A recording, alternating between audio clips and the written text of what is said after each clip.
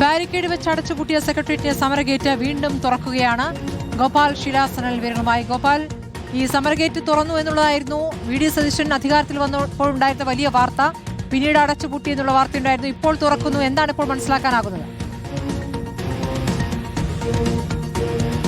സ്മൃതി സൂചിപ്പിച്ചതുപോലെ തന്നെ വി.ഡി. സതീശൻ സർക്കാർ അധികാരത്തിൽ വന്നതിന് പിന്നാലെ ഏറ്റവും പ്രധാനപ്പെട്ട ഒരു വാർത്തയായി പുറത്തു വന്ന ഒരു സംഭവമായിരുന്നു നോർത്ത് ഗേറ്റ് അഥവാ സമരഗേറ്റ് എന്നറിയപ്പെടുന്ന സെക്രട്ടേറിയറ്റിന് മുൻപിലെ പ്രധാനപ്പെട്ട ഗേറ്റ് തുറന്നിട്ടത്. കഴിഞ്ഞ LDF സർക്കാരിന്റെ കാലത്ത് കഴിഞ്ഞ 10 വർഷങ്ങൾക്കിടെ വളരെ ചുരുക്കം സമയങ്ങളിൽ മാത്രമാണ് ഈ ഗേറ്റ് തുറന്നിട്ടുള്ളത്. കാരണം ഈ പ്രധാനപ്പെട്ട സെക്രട്ടേറിയറ്റ് സമരങ്ങളെല്ലാം വന്ന് അവസാനിക്കുന്ന കവാടമാണ് ഈ നോർത്ത് ഗേറ്റ് എന്നുള്ളത്. അതുകൊണ്ടാണ് അതിനെ സമരഗേറ്റ് എന്നുകൂടി അറിയപ്പെടുന്നത്. അതുകൊണ്ട് തന്നെയാണ് ഭൂരിഭാഗം സമയവും ഈ ഗേറ്റ് അടഞ്ഞു കിടന്നതും. പിന്നീട് വി.ഡി. സതീശൻ സർക്കാർ വന്നതിന് ശേഷം കോൺഗ്രസ് അനുകൂല സെക്രട്ടേറിയറ്റ് അസോസിയേഷനുകളുടെ, അതായത് സംഘടനകളുടെ ഭാരവാഹികൾ വലിയ ആഹ്ലാദ പ്രകടനത്തോടു കൂടി വന്നാണ് ഇത് ആഘോഷപൂർവ്വം തുറക്കുകയായിരുന്നു. ഇനി മുതൽ ഇത്ര നാളും കണ്ട സംവിധാനമായിരിക്കില്ല, ജനങ്ങളെ ചേർത്ത് പിടിക്കുന്ന സർക്കാരാണ് ഇത്, അതിൻ്റെ ഭാഗമായിട്ടുള്ള അതിൻ്റെ സന്ദേശമാണ് ഈ ഗേറ്റ് തുറക്കുന്നത് എന്ന് ഒരു പ്രഖ്യാപനം കൂടി അവർ നടത്തുകയുണ്ടായി. പക്ഷേ പിന്നീട് വി.ഡി. സതീശൻ സർക്കാർ അധികാരത്തിൽ വന്നതിന് ശേഷം വന്ന ചില സമരങ്ങൾ, പ്രത്യേകിച്ച്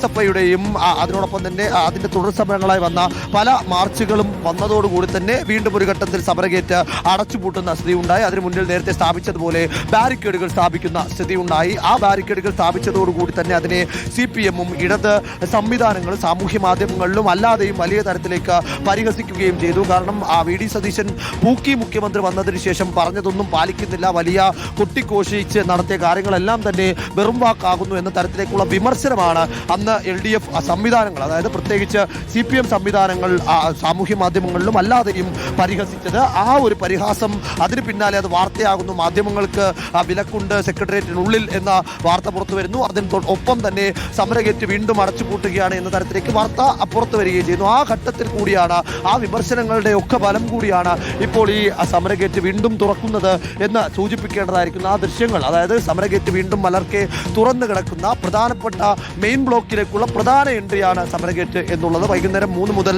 5 വരെ ഇതുവഴി സന്ദർശന സമയമുണ്ട് എന്ന ഈ ബോർഡും ഇവിടെ ഇരിപ്പുണ്ട്. ആ ബോർഡിനും ഇപ്പോഴും പരിക്കൊന്നുമില്ല, ചെറിയ വളവും തിരിവൊക്കെ ഉണ്ടെങ്കിലും ആ ബോർഡ് ഇപ്പോഴും ഉണ്ട്. അതിൽ വൈകുന്നേരം 3 മുതൽ 5 വരെ സന്ദർശന സമയമുണ്ട് എന്ന് രേഖപ്പെടുത്തിയിരിക്കുകയും ചെയ്യുന്നു. ഇപ്പോഴും പക്ഷേ ഈ സമരഗേറ്റ് വഴിയല്ല പൊതുജനങ്ങൾക്ക് പ്രവേശനമുള്ളത്, കന്റോൺമെന്റ് ഗേറ്റ് വഴി തന്നെയാണ് പ്രവേശനമുള്ളത്. പക്ഷെ അപ്പോഴും സമരഗേറ്റ് മലർക്കെ തുറന്നു കിടക്കുന്നു എന്നുള്ളത് സമരഗേറ്റാണ്.